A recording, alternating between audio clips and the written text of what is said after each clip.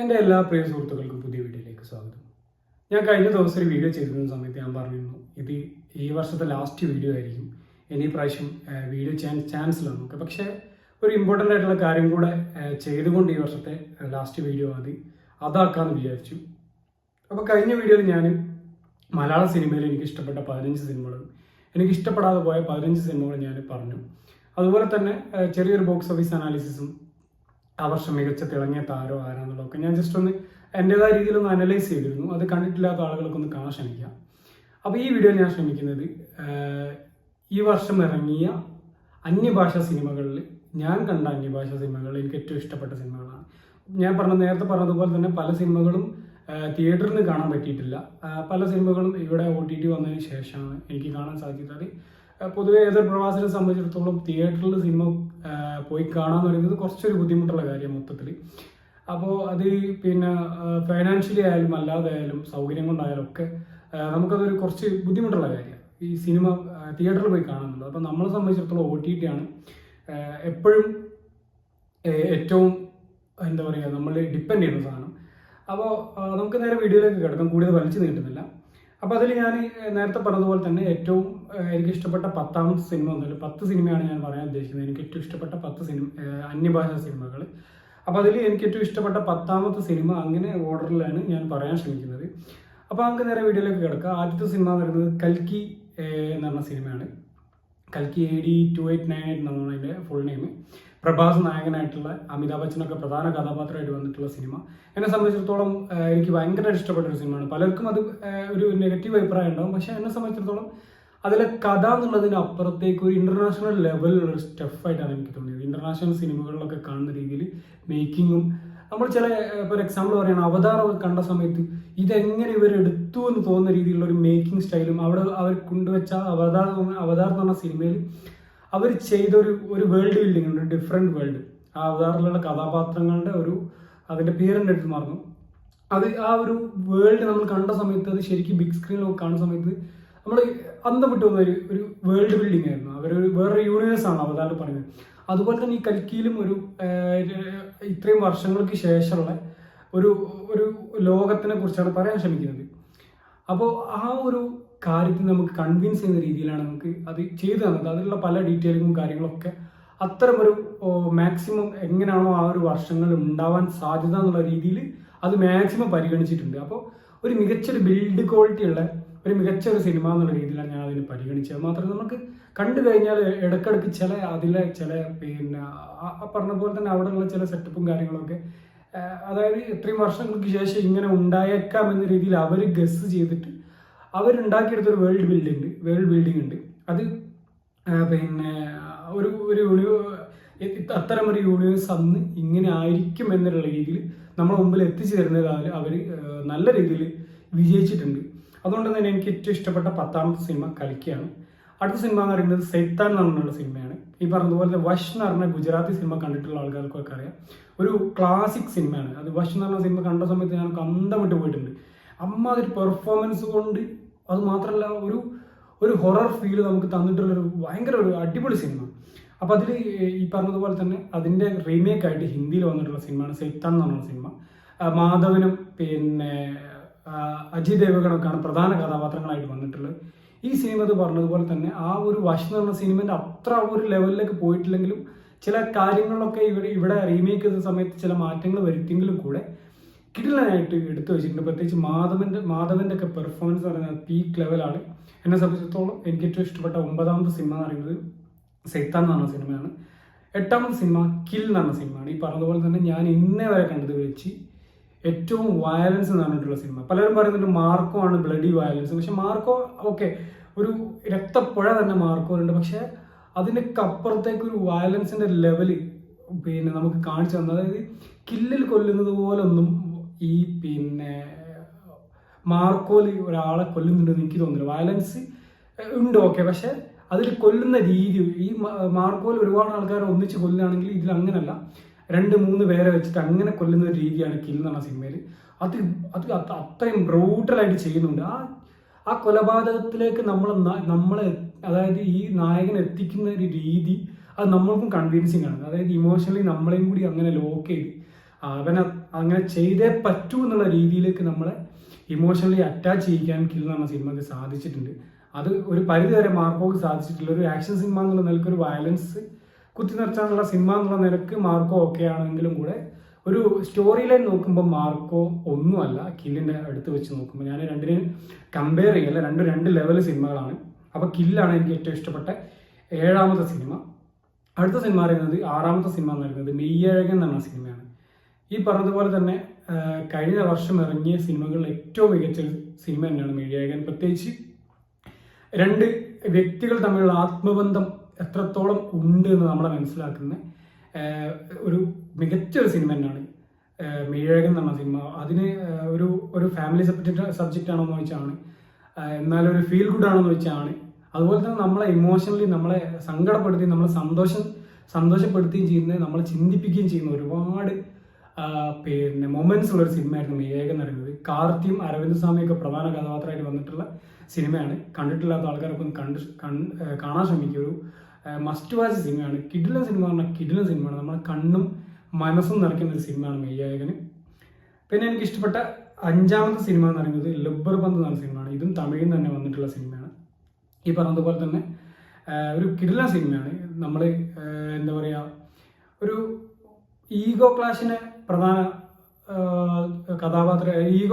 ഒരു പ്രധാന സ്റ്റോറി ലൈനായിട്ട് എടുത്തിട്ടാണ് ഈ സിനിമ ചെയ്യുന്നത്.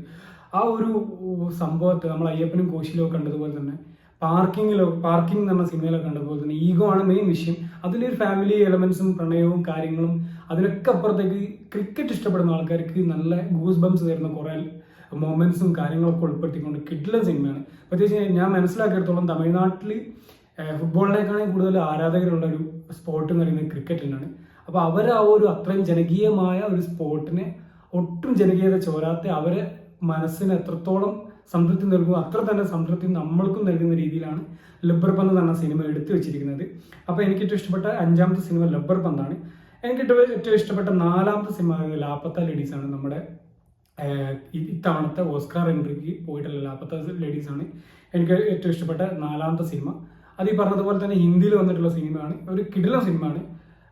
അവർ പറയാൻ ഉദ്ദേശിച്ച സബ്ജക്റ്റ് വൃത്തിക്ക് ചെയ്തിട്ടുണ്ടെന്ന് മാത്രമല്ല അതിൽ ചെറിയ കോമഡിയും കാര്യങ്ങളും സെന്റിമെന്റ്സും ഒക്കെ ഉൾപ്പെടുത്തിയിട്ട് അതിനൊക്കെ അപ്പുറത്തേക്ക് നായകന്മാരുടെ പെർഫോമൻസ് പീക്ക് ലെവലായിരുന്നു. അപ്പോൾ അങ്ങനെ എല്ലാം കൊണ്ടും ഒരു കിടിലൻ അനുഭവം തന്നിട്ടുള്ള സിനിമയായിരുന്നു ലാപ്പത്ത ലേഡീസ്. അടുത്ത സിനിമ എന്ന് പറയുന്നത് ടെറിഫയർ 3 എന്ന് പറഞ്ഞ സിനിമയാണ്. അപ്പോൾ ടെറിഫയർ സീരീസ് കണ്ടവർക്കൊക്കെ അറിയാം.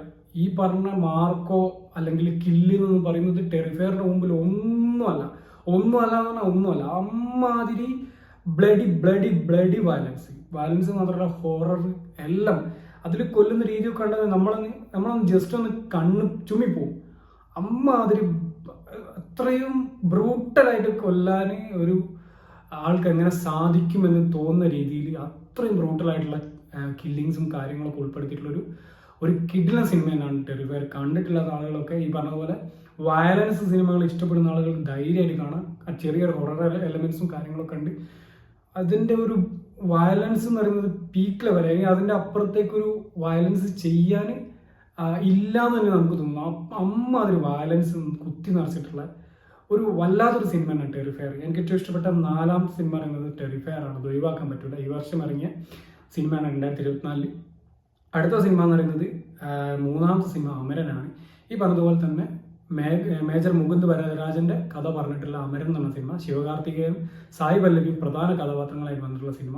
ഇതിൽ സ്ക്രിപ്റ്റ് വൈസ് നോക്കുകയാണെങ്കിൽ കിടിലൻ സ്ക്രിപ്റ്റാണ്. ഒരു നടന്ന സംഭവം ആയതുകൊണ്ട് അതിൽ വലിയ കഥയിലൊന്നും വലിയ ചേഞ്ചോ കാര്യങ്ങളൊന്നും വരുത്താനില്ല. എന്നാൽ സ്ക്രിപ്റ്റ് വൈസ് നോക്കുമ്പോൾ കിടിലൻ സ്ക്രിപ്റ്റ് എന്ന് മാത്രമല്ല അത് കിടിലനായിട്ട് മേക്ക് ചെയ്ത് വെച്ചിട്ടുണ്ട്. അതിൻ്റെയൊക്കെ അപ്പുറത്തേക്ക് ശിവകാർത്തികേയൻ്റെയും സായി പല്ലവിയുടെയും പെർഫോമൻസ്, പ്രത്യേകിച്ച് സായി പല്ലവിൻ്റെ ഒക്കെ പെർഫോമൻസ് കിടിലൻ പെർഫോമൻസ്. നമ്മളെ സന്തോഷിപ്പിക്കുകയും ചെയ്യുന്നു, നമ്മളെ വിഷമിപ്പിക്കുകയും ചെയ്യുന്ന, കണ്ണിൽ നിന്ന് വെള്ളം വരുന്ന സീനും കാര്യങ്ങളും എല്ലാം ഉൾപ്പെടുത്തിയിട്ട് അത് കണ്ടു കഴിഞ്ഞാൽ നമുക്ക് അതിൻ്റെ ഒരു അവർ എന്താണോ ഇമോഷൻ നമ്മളേക്ക് എത്തിക്കാൻ ശ്രമിച്ചത് അത് കൃത്യമായിട്ട് ലഭിക്കുന്നുണ്ട്. അത് മാത്രമല്ല ലാസ്റ്റ് ലഭിക്കുന്ന ഒരു പ്രൗഡ് മൊമെന്റ്, എന്താ പറയുക, പലപ്പോഴും തോന്നിപ്പോകും വല്ലാത്തൊരു ജീവിതമായിരുന്നു അദ്ദേഹത്തിൻ്റെത്. ആ രീതിയിൽ അത് മേക്ക് ചെയ്ത് വെച്ചിട്ടുണ്ട്. അത്രയും കിടിലനാണ്. ഫാമിലി ഇമോഷൻസിന് പ്രധാന പ്രാധാന്യം കൊടുത്തുകൊണ്ടാണ് സിനിമ ചെയ്യുന്നത്. അതുമാത്രമല്ല കുറച്ച് പാട്രിയോട്ടിക് ആയിട്ടുള്ള എലമെന്റ്സും കാര്യങ്ങളൊക്കെ ചെയ്തുകൊണ്ട് കിടിലനായിട്ട് എടുത്തു വെച്ച സിനിമയാണ് അമരൻ. എനിക്ക് ഏറ്റവും ഇഷ്ടപ്പെട്ട മൂന്നാമത്തെ സിനിമ എന്ന് പറയുന്നത് അമരനാണ്, അന്യഭാഷ സിനിമ. അടുത്ത സിനിമ എന്ന് പറയുന്നത് ലക്കി ഭാസ്കറാണ്. അന്യഭാഷ സിനിമകളിൽ ഈ വർഷം ഇറങ്ങിയ ഏറ്റവും മികച്ച സ്ക്രിപ്റ്റിൽ ഇറങ്ങിയ ഒരു സിനിമയാണ്. സത്യം പറഞ്ഞാൽ ഞാൻ അതിൻ്റെ റിവ്യൂ ചെയ്തിട്ടില്ല, കാരണം ഒരുപാട് ആൾക്കാർ അത് റിവ്യൂ ചെയ്ത് അതിൻ്റെ ഒരുപാട് ആൾക്കാർ കണ്ട സിനിമയാണ് ലക്കി ഭാസ്കർ. അതുകൊണ്ട് അതിൻ്റെ ഒരു റിവ്യൂ ആവശ്യമില്ലാന്നൊന്നും ഞാൻ ചെയ്തിട്ടില്ല. ശരിക്കും സ്ക്രിപ്റ്റിൽ ഇങ്ങനെ ചെറിയ അടുക്കടുക്കായിട്ട് എടുത്ത് വെച്ചൊരു സിനിമയാണ് ഈ ലക്കി ഭാസ്കർ എന്ന് പറയുന്നത്. കിടിലൻ സ്ക്രിപ്റ്റ്, കിടിലൻ അഭിനയം. ഈ ദുൽഖർ സൽമാൻ ഒരു സേഫ് സോണാണ് ശരിക്കും. കുറച്ചൊരു പോഷ് ലൈഫിൽ അല്ലെങ്കിൽ ഒരു പോഷ് സെറ്റപ്പിലുള്ള ഒരു കഥാപാത്രം എന്ന് പറയുന്നത് കുറച്ചൊരു സ്റ്റാൻഡേർഡായിട്ട് പിന്നെ ഡ്രസ്സിങ്ങും കാര്യങ്ങളൊക്കെ ചെയ്യുന്ന ഒരു കഥാപാത്രത്തിനെ കൃത്യമായി ഉൾക്കൊണ്ട് ചെയ്യാൻ ദുൽഖറിന് സാധിച്ചിട്ടുണ്ട്. അതിൻ്റെ അപ്പുറത്തേക്ക് സിനിമയുടെ സ്ക്രിപ്റ്റും മേക്കിങ്ങും ഇത് അത്രയും 1990-കളിൽ നടക്കുന്ന ഒരു കഥ എന്നുള്ള നിലക്ക് നമ്മളത് വിശ്വസിപ്പിച്ച് എടുക്കാൻ പറ്റുന്ന രീതിയിൽ അത് എടുക്കുകയും ചെയ്ത് അതിൻ്റെ പിന്നെ ആ ഒരു അന്നത്തെ കാലഘട്ടത്തൊക്കെ നമ്മളിൽ എത്തിക്കാൻ ഒട്ടും തന്നെ പിന്നെ ഒരു കുറവും വരുന്നത് നമ്മളിൽ എത്തിക്കാൻ കഴിഞ്ഞു. അതിൻ്റെ കലാസംവിധായകർക്കൊക്കെ പ്രത്യേക ഒരു മാർഗ്ഗം കൊടുക്കാൻ ഒരു സിനിമയാണ് ഈ ലക്കി ഭാസ്കർ. എനിക്ക് ഏറ്റവും ഇഷ്ടപ്പെട്ട രണ്ടാമത്തെ സിനിമ എന്ന് പറയുന്നത് അന്യഭാഷ സിനിമ എന്ന് പറയുന്നത് ലക്കി ഭാസ്കറാണ്. എനിക്ക് ഏറ്റവും ഇഷ്ടപ്പെട്ട അന്യഭാഷ സിനിമയിൽ ഒന്നാമത്തെ സിനിമ അത് വേറൊന്നുമല്ല, മഹാരാജ. തമിഴിൽ ഇറങ്ങിയിട്ടുള്ള ഒരു ക്ലാസിക് സിനിമ എന്നാണ് ഞാൻ മഹാരാജനെ പിന്നെ പറയാൻ ഉദ്ദേശിക്കുന്നത്. അത്രത്തോളം ഞാൻ ഈ വർഷം ഇറങ്ങിയതിൽ ഏറ്റവും കൂടുതൽ റിപ്പീറ്റഡ് ആയിട്ട് കണ്ടിട്ടുള്ള സിനിമ പറയുന്നത് മഹാരാജാണ്. കിടിലൻ സിനിമ. അതിൻ്റെ ഒരു മേക്കിംഗ് സ്റ്റൈലും അതിൻ്റെ ആദ്യത്തെ തവണ കാണുന്ന സമയത്ത് ഈ പ്രസന്റ് പാസ്റ്റ് സംഭവങ്ങളൊക്കെ ഇങ്ങനെ പെട്ടെന്ന് നമ്മൾ പ്രസന്റിലെ കഥ പറഞ്ഞുകൊണ്ടിരിക്കുമ്പോൾ പാസ്റ്റിലേക്ക് പോകും, പിന്നെ പാസ്റ്റിൽ നിന്ന് പ്രസന്റിലേക്ക് വരും. ആ ഒരു മേക്കിംഗ് സ്റ്റൈലിൽ പെട്ടെന്ന് നമുക്ക് ക്യാച്ച് ചെയ്യാൻ പറ്റില്ല. പക്ഷെ രണ്ടാമത്തെയും മൂന്നാമത്തെയും തവണ കാണുന്ന സമയത്ത് അത് കൃത്യമായിട്ട് നമുക്ക് ക്യാച്ച് ചെയ്യാൻ പറ്റും. എനിക്ക് തോന്നുന്നു 5 തവണ ഒക്കെ കണ്ടിട്ടുണ്ടാവും മഹാരാജ. പ്രത്യേകിച്ച് പിന്നെ ചില സീനുകളൊക്കെ നമ്മൾ അടിച്ചു കാണും, അത് ഒഴിവാക്കി നിർത്തിയാൽ പോലും ഒരു 3-4 വട്ടം ഞാൻ കണ്ടിന്യൂസ് ആയിട്ട് ഫുൾ കണ്ടു തീർത്തിട്ടുണ്ട്. അതിൻ്റെ അപ്പുറത്തേക്ക് പല തവണ ഞാൻ അത് അടിച്ച് കുറച്ച് എനിക്ക് ഇഷ്ടപ്പെട്ട സീനുകൾ മാത്രമേ ഞാൻ കണ്ടിട്ടുണ്ട്. അങ്ങനെ ഞാൻ അഡിക്റ്റഡ് ആയി പോയിട്ടുള്ള സിനിമയാണ് മഹാരാജ. എന്നെ സംബന്ധിച്ചിടത്തോളം ഈ വർഷം ഇറങ്ങിയ ഞാൻ മലയാളത്തിലും എല്ലാ ഭാഷയിലും ഏറ്റവും കൂടുതൽ കണ്ട സിനിമകളിൽ ഒന്നെന്ന് പറയുന്നത് മഹാരാജാണ്. ഒരു കിടിലൻ ക്ലാസിക് സിനിമയാണ്. ഇപ്പോൾ ചൈനയിൽ ഇറങ്ങിയിട്ട് വലിയ ചൈനയിൽ ഹിറ്റായിട്ടുണ്ട്. ഇതിൽ വിജയ് സേതുപതിയാണ് പ്രധാന കഥാപാത്രമായിട്ട് വന്നിട്ടുള്ളത്. വിജയ് സേതുപതിൻ്റെ പെർഫോമൻസ് എന്നൊക്കെ പറഞ്ഞാൽ അവിടെ വേറൊരാളെ നമുക്ക് സങ്കല്പിക്കാൻ പറ്റാത്ത രീതിയിൽ പെർഫോം ചെയ്തിട്ടുള്ള സിനിമയാണ് മഹാരാജ എന്ന് പറയുന്നത്. അപ്പോൾ ഇതൊക്കെയാണ് എനിക്ക് ഏറ്റവും ഇഷ്ടപ്പെട്ട 10 അന്യഭാഷ സിനിമകൾ. ഇതിൽ സ്പെഷ്യൽ മെൻഷൻ ആയിട്ട് നമുക്ക് പറയാൻ പറ്റിയ സിനിമ എന്ന് പറയുന്നത് പിന്നെ മൈതാൻ എന്ന് പറഞ്ഞ സിനിമ ഉണ്ട്, അജയ് ദേവ്ഗൺ പ്രധാന കഥാപാത്രമായിട്ട് വന്നിട്ടുള്ള. ഫൈറ്റർ എന്ന് പറഞ്ഞ സിനിമ ഉണ്ട്, ഋത്തിക് റോഷൻ പ്രധാന കഥാപാത്രമായിട്ട് വന്നിട്ടുള്ള. സ്ത്രീ 2 എന്ന് പറഞ്ഞ സിനിമ ഉണ്ട്. അതുപോലെ ബ്ലാക്ക് എന്ന് പറഞ്ഞ നമ്മുടെ ജീവ പ്രധാന കഥാപാത്രമായിട്ട് വന്നിട്ടുള്ള സിനിമ. സീബ്ര എന്ന് പറഞ്ഞ സിനിമ ഉണ്ട്. ഇതൊക്കെ ഒരു സ്പെഷ്യൽ മെൻഷനായിട്ട് നമുക്ക് പറയാം. വേറെ ഒരുപാട് സിനിമകളുണ്ട്, ഒന്നും എൻ്റെ മൈൻഡിൽ എല്ലാം ഒന്നുമില്ല. ഞാൻ പ്രധാനപ്പെട്ട ചില സിനിമകൾ നോക്കി അത് ഒന്ന് ജസ്റ്റ് ഫിൽട്ടർ ചെയ്തതിന് ശേഷമാണ് 10 സിനിമകൾ സെലക്ട് ചെയ്തത്. അപ്പോൾ ഇതൊക്കെയാണ് എൻ്റെ ഏറ്റവും ഇഷ്ടപ്പെട്ട 10 അന്യഭാഷ സിനിമകൾ. അത് ഓർഡറിൽ പറഞ്ഞു കഴിഞ്ഞാൽ എനിക്ക് ഏറ്റവും ഇഷ്ടപ്പെട്ട 10ാമത്തെ സിനിമ തൊട്ടിട്ടാണ് പറയുന്നത്. ഓർഡറിൽ പറഞ്ഞു കഴിഞ്ഞാൽ പ്രഭാസിൻ്റെ കൽക്കി, അജയ് ദേവ്ഗൺ മാധവൻ നായകന്മാരായിട്ടുള്ള സൈത്താൻ, കിൽ, പിന്നെ കാർത്തി അരവിന്ദ് സ്വാമി പ്രധാന കഥാപാത്രങ്ങളായിട്ടുള്ള മെയ്യായകൻ, ലുബ്ബർ പന്ത്, ലാപ്പത്ത ലേഡീസ്, ടെറിഫയർ 3, ദ ബ്ലഡി ടെറിഫയർ 3, പിന്നെ അതേപോലെ ശിവകാർത്തികേയൻ്റെയും സായിപല്ലവിയുടെയും അമരൻ, ലക്കി ഭാസ്കർ, ദുൽഖർ സൽമാൻ അഴിഞ്ഞാടിയ ലക്കി ഭാസ്കർ, പിന്നെ നമ്മുടെ ഇന്ത്യയിൽ തന്നെ ഏറ്റവും ക്ലാസിക്കൽ സിനിമകളിൽ ഒന്നായിട്ടുള്ള മഹാരാജ, വിജയ് സേതുപതിയുടെ മഹാരാജ, അനുരാഗ് കശ്യപിൻ്റെ മഹാരാജ.